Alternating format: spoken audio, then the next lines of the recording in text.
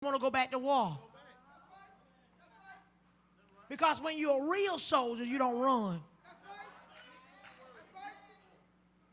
You understand that? Why we got folks come to church, I'm not going to come to church. I'm going to die. Well, then you stay on your own battlefield. But when you get blowed up by that grenade the enemy send your way, don't come looking at us to come patch you up. Because that's what happened. We didn't use the church as a place to get patched up. We want to patch on what don't feel good. Put a patch right there because that don't feel good. I'm going to put a patch right there. So you all patched up walking around. You ain't even made whole because you still patched up.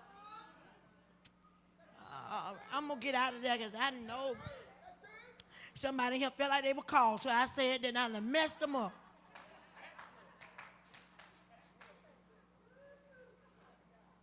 Says I will harden Pharaoh's heart and he going to pursue him. I'm going to harden him, hit him his heart. I'm going to have him to go after them. But I will gain glory for myself through the enemy in all his army. Y'all don't see that? I'm going to gain glory for myself through the enemy and all his army, and all the Egyptians will know that I am the Lord.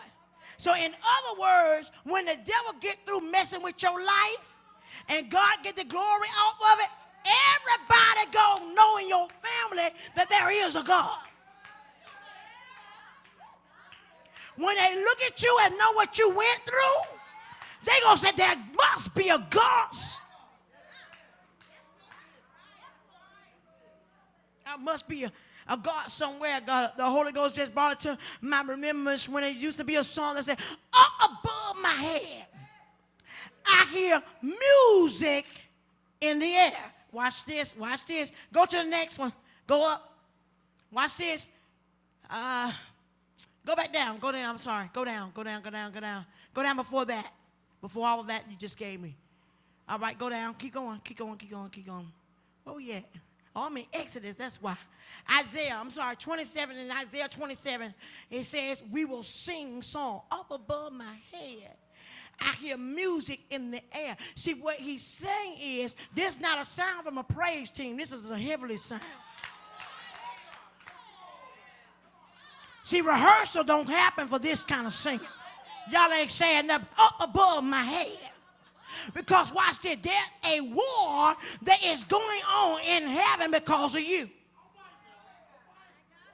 There's a war that is going on in heaven because of you. But while the war is going on, I don't hear the war because it's not my battle. All I hear is music.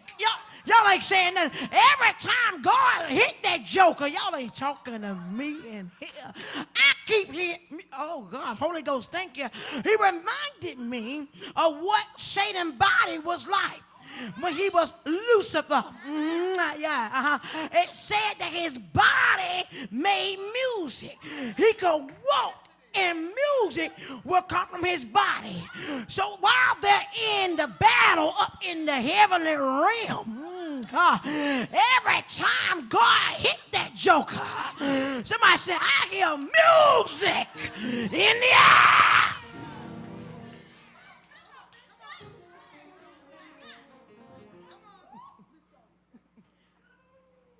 Music in the air. He says I went through that. So look at 5. Let's go down. Let's go down. Says, come back again. I'm sorry, I went too far. Go back down. I am not angry. If only there were briars and thorns confronting me, I would march against them in battle. Keep going. That's not where I want to go. I would set them all on fire, or else let them come to me for refuge. Let them make peace with me. Yes, let them make peace with me. You see how he repeats himself? He just echoed himself. In the days to come, Jacob would take root. Israel bud blossom. Where are we? And fill all the world with its fruit. Are we still in Exodus? No, go back to Exodus. Don't change it until I tell you, because I just flip right there. Go back down. Let me see where I want you to go at. It comes after the Pharaohs and his army. The Egyptian would know that I am the Lord. So the Israelite did this. And when the king, number 5, was told that the people had fled, Pharaoh and his officials trained their minds about them and said, what have we done? Y'all see that? Okay, we're going to say, when the king of Egypt was told that the people had fled, in other words, when the devil found out you got away, he changed his mind about you. Oh, God, help us in here. He came after you, but God said, I'm going to let him do it, but then I'm going to get the glory, and then turn around and said, now because you were able to get away, oh, God, help us in here. The enemy said, I changed my mind. What have I done? Watch this. We have let the Israelites go and have lost their services. In other words, he have to let you go. Release you.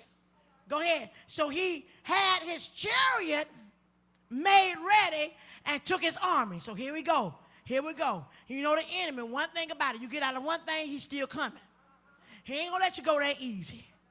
He coming again. So here it is.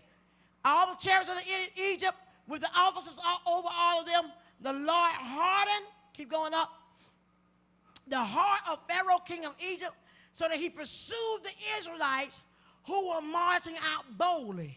So here it is. They bold now because they done been through some stuff. They coming up out of there, and they marching, and they marching. So God said, okay, all right, enemy, you going forward. Okay, watch what's going on. The Egyptians, all Pharaoh horses, chariots, horsemen, and troops pursued the Israelites and overtook them as they camped by the sea. Keep going. As Pharaoh approached the Israelite, look up, and there were the Egyptians marching after them. Okay? When the Pharaoh approached, the Israelite looked up, and there go the enemy, they're marching after them. They were terrified, watch this, and cried out to the Lord. They said, Moses, was it because there were no graves in Egypt that you brought us to the desert to die? Okay, watch this. What happened was, watch this.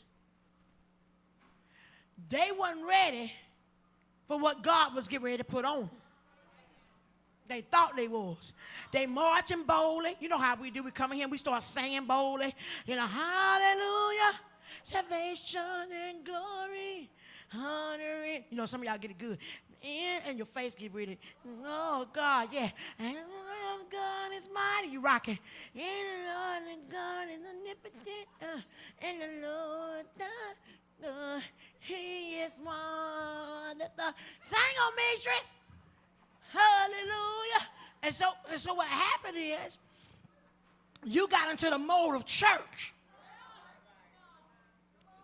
But you weren't prepared for what the enemy was getting ready to do. Because you in the mode of church. So you weren't seeking God, you were seeking church. Y'all ain't talking to me now. And so now watch this. So now that the enemy just showed back up again, wait a minute, I thought if I sing praise and worship, the enemy wasn't coming. I thought if I come to church, the enemy wasn't coming. That's what I thought. Watch this. And so they looked at Moses and said, you mean to tell us you couldn't leave us where we was? You're going to bring us all the way out here to die? You could have left us back over there in Egypt if you're going to let us die. See, they already see their situation worse than what it is. See, the problem with us is we keep looking at our situation. It's not as bad as it seems. 1 minute we singing that God is on our side, and the next minute we having pity parties.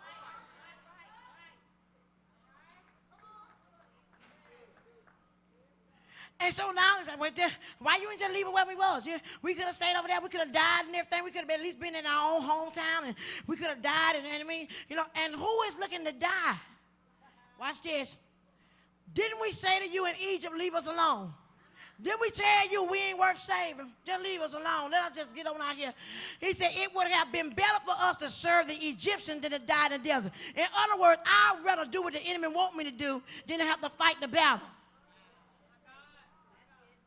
They choosing the enemy over being delivered. Ain't no need of us acting like that because we know some of us did the same thing. We chose that way instead of choosing to be delivered. It took us a minute to get here. Y'all ain't saying nothing. So we can't look at them and think that because what they did, oh my God, why would they do something like that? You did the same thing.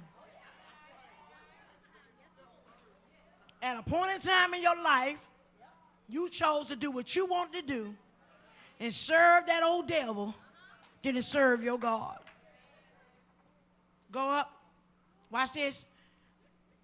Moses answered the people. This is what he had to tell them.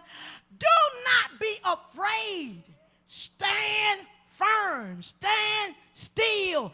And you will see what?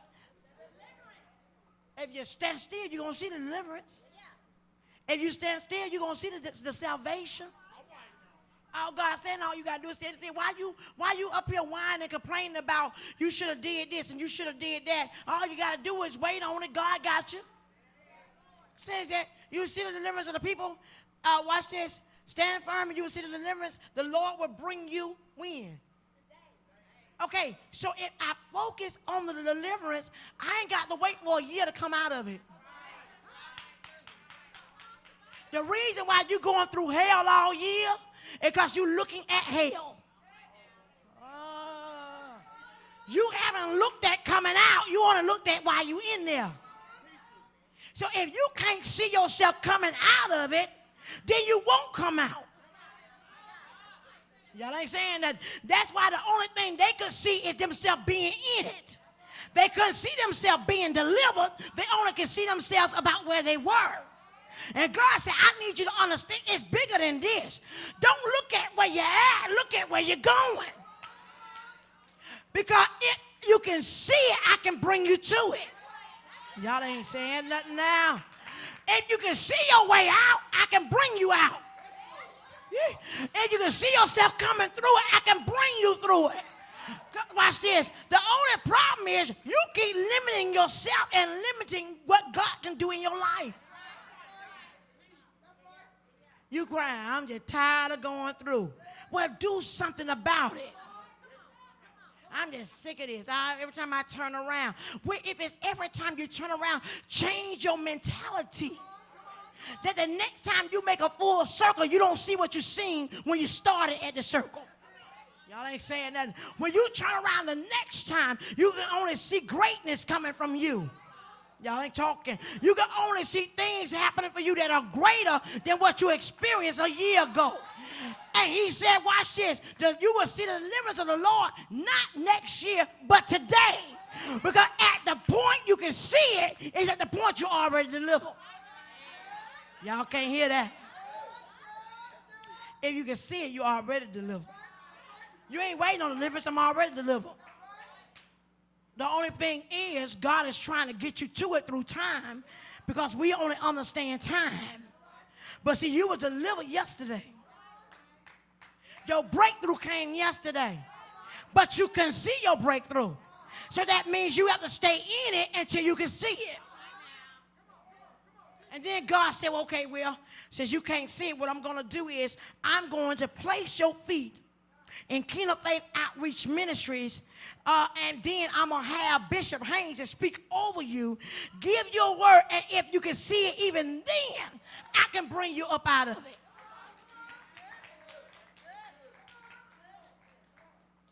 Says, I'm going to bring you to it today. The Egyptians you see today, watch this, you will never see again. Woo, that's powerful, y'all. He's saying, wait a minute, I'm going to deliver you today, and them demons that's messing with you, you ain't going to see them demons no more. Just because you seen yourself delivered. The only reason why you keep seeing the demons over and over again, because you ain't never seen yourself delivered from them. You never seen the pathway that was out. God is a lamp unto my feet. Y'all ain't saying a light unto my path. So what God is doing is he lighting up the pathway, but you keep looking down instead of looking up. The pathway already lit. You ain't got to look down. When you trust God, you just keep walking, y'all. I ain't got to look at the pathway because I already know it's lit. And watch this. One thing about light is you ain't never got to stare light in the face to understand it's there. I promise you I can tell the sun shining without looking at it. The problem is you want to see God instead of realizing that he's there. Y'all ain't talking. Y'all ain't talking. Well, God, if you here, then change my money. Change the water to wine. You waiting on a sign. But let me tell you what the Bible said about you. He said you're an adulterous, foolish generation. Because you waiting on signs to believe. I ain't got to see God do nothing. I just know he's there doing it. So the Lord will fight for you. Say the Egyptian you see, the enemy that you see today, you ain't gonna never see that one again. So somebody who's going through right now, that's a great word for you. That's a great, powerful word right there for you. You better embrace that one right there. That's one word. You don't let go of that one. If you're going through, he said that enemy right there is done. You ought to be thankful that one right there is knocked out. That one right there. See, and the problem is, the reason why, we so churchy. See, you didn't even understand the enemy that messing with you because you in church. So you done forgot about him now, but wait till you get back home. See, it's easy to forget about him because you ain't here in these purple chairs. But when you go back home and turn the doorknob, he going to be showing up right there. Somebody said, come on in. I'm glad you made it home from church. I'm sure you ain't learned nothing because you ain't learned nothing last week. I'm sure you don't know nothing because you've been here a year and we've been going through the same thing and you ain't left me yet. But when you go home today, you ought to walk in the door saying, the Lord has delivered me and you, devil, I will never see again. Now get on up out of here.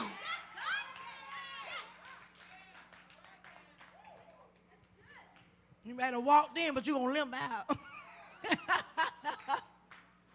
And guess what? I ain't got to lift a finger. He going to get you. It says the Lord will do what? What the Lord going to do? He going to do what? He going to do what? He going to do what? So you ain't fighting this battle. Wait a minute. You're going to be delivered. You're going to be delivered. That enemy that messing with you ain't going to be able to mess with you again. And the Lord going to fight with you. All you got to do what is do what? Stand still. Stand still. Stop bouncing around. Stop moving around. Stop doing all the extra stuff and just stand still. And the enemy know that's the hardest thing for you to do because you ADHD. Spiritually. You got spiritual ADHD. You everywhere. 1 minute you believe, 1 minute you don't believe, 1 minute you here, 1 minute you ain't here, 1 minute you love God, the next minute you don't love God, 1 minute you just singing songs, the next minute you can't sing at all, 1 minute you got your hand up, 1 minute you can't even hardly lift your hand. ADHD, you don't even know who you are.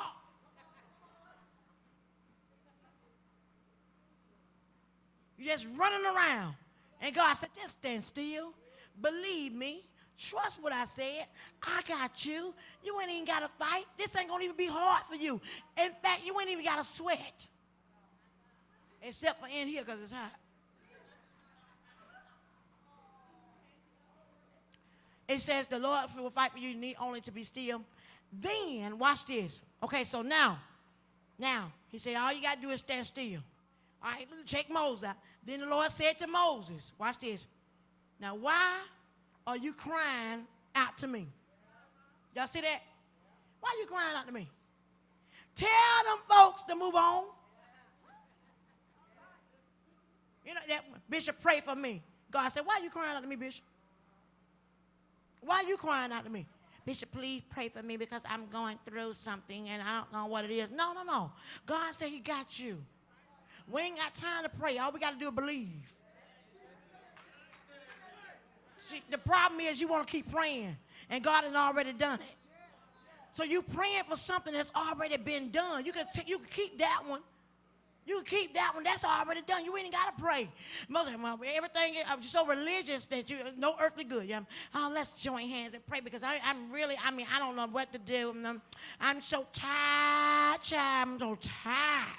Oh, just pray for me. And as soon as I pray for you, Shabba.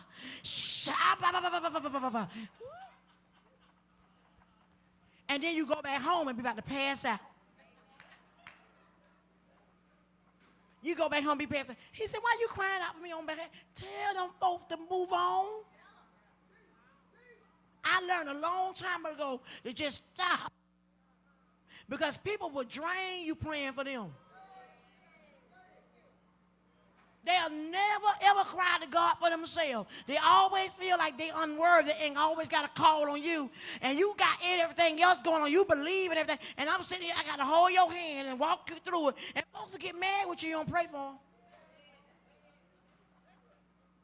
But I told folks a long time ago, come to Bible study so you can learn. I ain't nobody going to be spending no whole half a day praying over folks. That ain't what I'm called to do. You want a word, come to Bible study. You don't want to come to Bible study, but you want somebody to pray over you. What word going to cover you? What word can I speak over you that you ain't even learned? Because in order for you to be delivered, the body, the spirit has to identify with what God said. Y'all ain't saying that. So you want somebody just to say something and be drained, but the word in you have to identify with the word right here that God has already spoke. So if you don't know this, you can't get delivered. How you going to get delivered and you don't want the doctor? How you going to get healed talking about, all I need to do for you to take my temperature? And I'm going to feel better when I get home. See, that's the problem with saying, we get to, what's that first part called? I know y'all nurses, you know how you go in and you get your stats or whatever you call. They get your weight and blood pressure. You know, you go in there first. Vitals. And you go and get your vitals, right? And you go step in there. And so some of us are just folks at the vitals. We ain't got to the rooms for the doctor yet. We stop at the vitals, and then we get our vitals, and we go home. Now, the problem with that is you ain't been diagnosed with nothing. You understand what I'm saying? You just at the vitals, saying, well, I got the vitals, I'm good. Now I know how much I weigh, and I know how what my temperature is, and I know what my blood pressure is, so I'm good. No, there was other things. There was other testing that had to take place, but you stopped or you got to the other testing. You gave up or you got to the room where the doctor at. Y'all ain't saying nothing. Because guess what? You felt like a little bit was enough to get you healed. That's crazy to get all the way to the doctor, have an appointment and never see him. But that's what we do with church. We get all the way to church and never see God.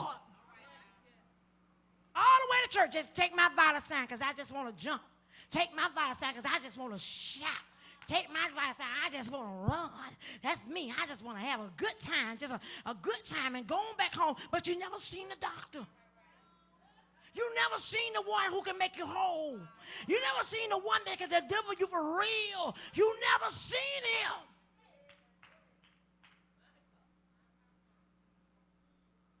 Because you ain't got past the first room. It says, this is what he said, why are you crying out to me? Tell them folks to move on. This is what I want you to do.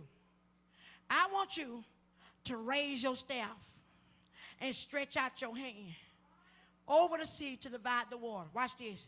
So what did God say?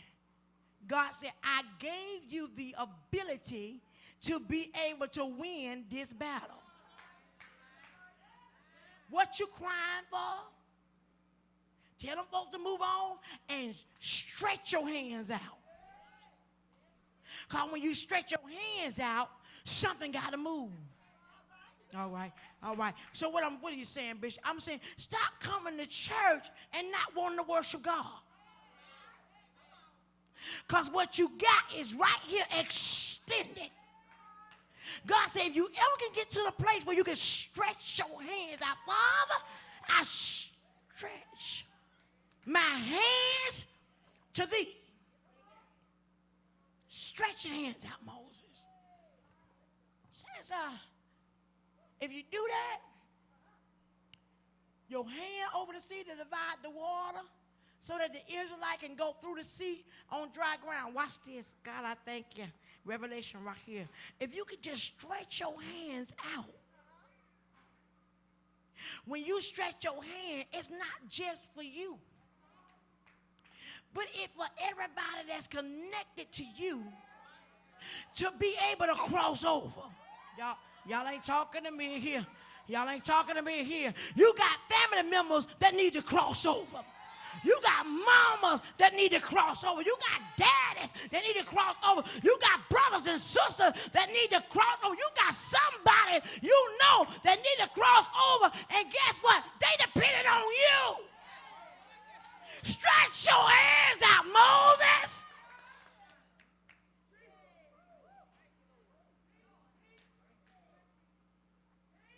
Don't fold them up.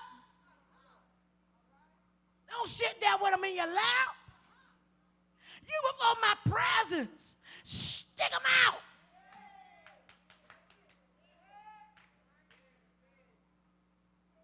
That's what's going to happen. I'm going to harden the hearts of the Egyptians so that they will go in after them. So in other words, I'm not going to stop them from doing what they're doing. But I want you to do what you do, because when I tell you what I want you to do, it's going to bring you to the place that you need to be in.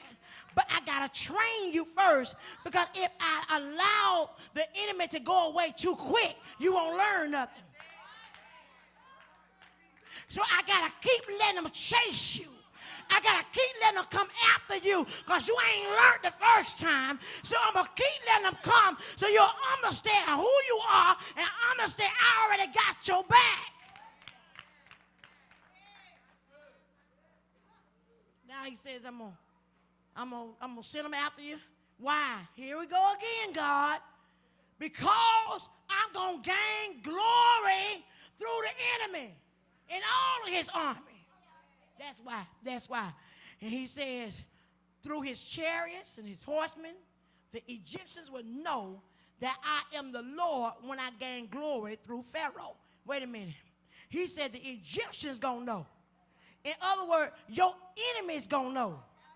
Folks who talked about you gonna know. Folks who dog you out gonna know.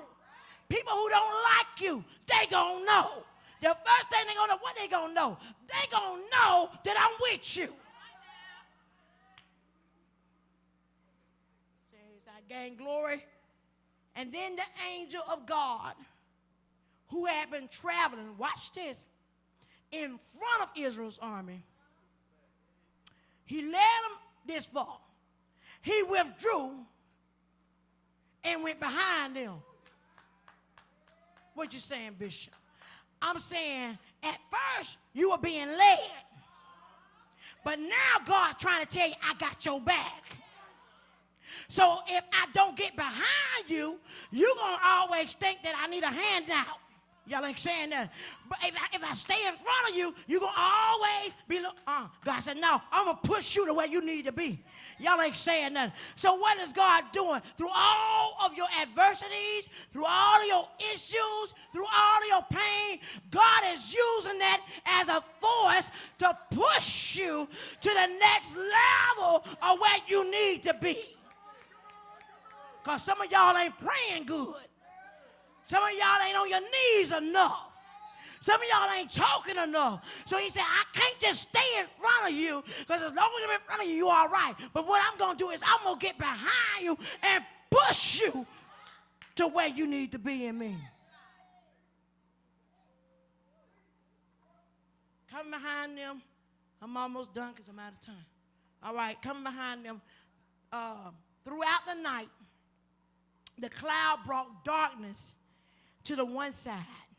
Go up. And light to the other side. So neither went near the other all night long. So here it is. He got light over here. He got darkness over here. And neither one of them can see each other. The enemy is right there and you can't even see him. You know why? Because your focus ain't the enemy no more. Your focus is the light. And who is the light? Jesus is the light. Jesus is the light. So now, watch this. My focus used to be with what I'm going through. My focus used to be my problems and my issues. But God has taught me that can no longer be my focus. My focus is only God. That's it. Not my issues, not my problem. Even though the enemy may be near, I don't know it. And the reason why I don't know it is because I can't see him. And the reason why I can't see him is because I ain't looking for him.